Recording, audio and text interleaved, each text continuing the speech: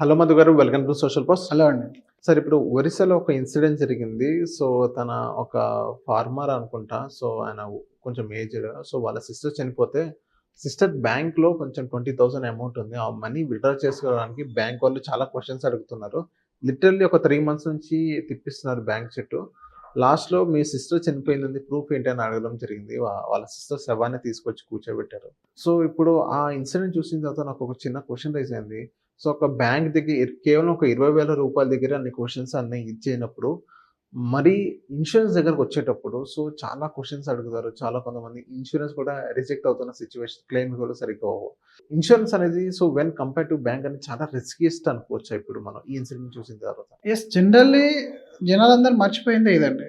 ఇప్పుడు ఈ రోజు అంతా ఏంటంటే పర్చేసింగ్ అనేది ఈజీ అయిపోయింది కాబట్టి మీరు ఫోన్‌పేలోనో, పేటీఎంలోనో లేదా బయట సైట్‌లోనో ఇంకా ఎక్స్‌వైజెడ్ చాలా సైట్‌లు ఉన్నాయి. ఎక్కడ పడితే అక్కడ తీసేసుకుంటున్నారు. లైఫ్ ఇన్సూరెన్స్ గానీ, హెల్త్ ఇన్సూరెన్స్ గానీ అసలు సంబంధం లేకుండా. ఒకటి మీరు ఇక్కడ 19,000, 20,000 రూపీస్ బ్యాంక్‌లో మన డబ్బు అది. దానికి ఇంత కష్టపడ్డారు అని అంటే దాని అర్థం ఒకటి నాలెడ్జ్ లేకపోవడం అనేది ఒక చిన్న ఇష్యూ అని చెప్పొచ్చు. నాలెడ్జ్ ఉండాలి, డెత్ సర్టిఫికేట్ సబ్మిట్ చేయాలి ఇవన్నీ. బట్ అక్కడ బ్యాంక్ టీం కూడా ఫెయిల్ అయింది. ఆయనని ఎడ్యుకేట్ చేయడానికి వాళ్ళు కూడా రిస్క్ తీసుకోవట్లేదు. బాబు మీ సిస్టర్ చనిపోయింది అని అంటే సో డాక్యుమెంటేషన్ నువ్వు ప్రొవైడ్ చేయాల్సి వస్తుంది. అది నువ్వు ఎక్కడ దొరుకుతుంది అనేది కూడా వాళ్ళు ఎడ్యుకేట్ చేయాలి. బట్ ఈ రోజుల్లో ఏంటంటే వాళ్ళ డ్యూటీ అది కాదు. బ్యాంకింగ్ వాళ్ళ పర్సన్ డ్యూటీ ఏంటి? వాళ్ళను లోన్లు ఇవ్వడం, తీసుకోవడం, అకౌంట్ మేనేజ్మెంట్ వాళ్ళ డ్యూటీ.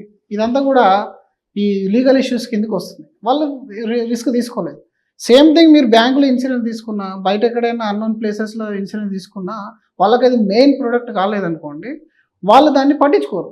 ఎందుకంటే ఇప్పుడు సైడ్ ప్రోడక్ట్ ఏదో టాప్అప్లో వాళ్ళకి అమ్మేసేయాలి. మీకు ప్రోడక్ట్ ఇస్తున్నాడు, మీకు కార్ అమ్ముతున్నాడు, ఆ కార్తో పాటుగా మీకు ఒక హెల్త్ ఇన్సూరెన్స్ అంటగట్టి అమ్మడం, మీరు గోల్డ్ తీసుకుంటే మీకు ఒక హెల్త్ ఇన్సూరెన్స్ దాన్ని టచ్ చేసి ఇవ్వడం. వాళ్ళకి మెయిన్ కోర్ ప్రోడక్ట్ ఉంటే క్లెయిమ్ పైన గ్రిప్ ఉంటుంది అండ్ కస్టమర్ పైన ఇంట్రెస్ట్ ఉంటుంది వాళ్ళకి. ఇక్కడ ఇన్సూరెన్స్లో కూడా చాలామంది కేసెస్ మేము చూస్తూ ఉంటాం. అంటే జనరల్గా ఒక మనిషి 7 సంవత్సరాలు కనపడకపోతే లైఫ్ ఇన్సూరెన్స్లో క్లెయిమ్ వస్తుంది. దీన్ని కూడా చాలామంది మిస్యూజ్ చేశారు.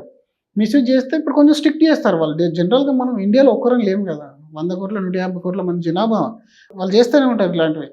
సో వాళ్ళు 7 ఇయర్ తర్వాత ఒక వైఫ్ వచ్చి ఇక్కడ క్లెయిమ్ చేస్తుంది, మా హస్బెండ్ కనిపించట్లేదు నేను అన్నానంటే, లేదండి 7 ఇయర్స్ కనపడకపోతే అలా ఇలా డిసైడ్ అవుతారు మీరు అదని చెప్పేసి పంపించేశాడు. ఆమె దాన్ని అలాగే ఊరుకుంది.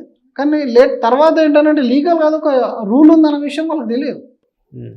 ఇప్పుడు చనిపోయిందని ప్రూఫ్ లేదు, హస్బెండ్ లేడు, ఎక్స్పెన్సెస్ అవుతాయా అంటే ఆయన ఎక్కడికి వెళ్ళాడు మరి చనిపోయాడా లేదా అని కాదు. ఇక్కడ 7 ఇయర్స్ కనపడకపోతే this person no more to be found to be alive అని చెప్పేసి ఒక సర్టిఫికేట్ ఇస్తారు. అంటే ఎలా ఎఫ్ఐఆర్ ఫైల్ చేయాలి. ఎఫ్ఐఆర్ ఫైల్ చేసిన తర్వాత 7 ఇయర్స్కి వస్తుంది ఆ సర్టిఫికేట్ మనకి. 7 ఇయర్స్లో ఇంకెక్కడ మీరు న్యూస్ పేపర్ యాడింగ్లో అక్కడెక్కడ అన్ని చేసిన తర్వాత కూడా ట్రేసబుల్ లేడు అని తెలిసిన తర్వాత లైఫ్ ఇన్సూరెన్స్కి అది మీరు సబ్మిట్ చేస్తే ఆ క్లెయిమ్ అనేది వస్తుంది. 100%. అయితే ప్రజెంట్ ఉన్న సిచ్యువేషన్లో ఏంటంటే సిస్టర్, బ్రదర్, వైఫ్, ఆఖరికి నామినీ ఎవరైతే ఉన్నారో వాళ్ళు కూడా రీసెంట్ గచ్చిబౌలి అనుకుంటా 4-5 ఇయర్స్ బ్యాక్ అది ఆఫ్టర్ 2-3 ఇయర్స్ తర్వాత బయటకు వచ్చింది. క్లెయిమ్ పేమెంట్ చేసిన తర్వాత దాన్ని రికవర్ చేయించారు. అంటే ఇలాంటి జరుగుతున్నప్పుడు రూల్స్ అనేవి ఇప్పుడు స్ట్రిక్ట్ చేస్తారు. మనం మనుషుల్ని చూసి ఇన్సూరెన్స్ ఇవ్వట్లేదు, మనుషుల్ని చూసి క్లెయిమ్ ఇవ్వట్లేదు కంపెనీ. కాబట్టి వాళ్ళు కొన్ని రూల్స్ పెట్టుకుంటారు ఇట్లాంటివన్నీ ఫిల్టర్ చేసుకోవడానికి.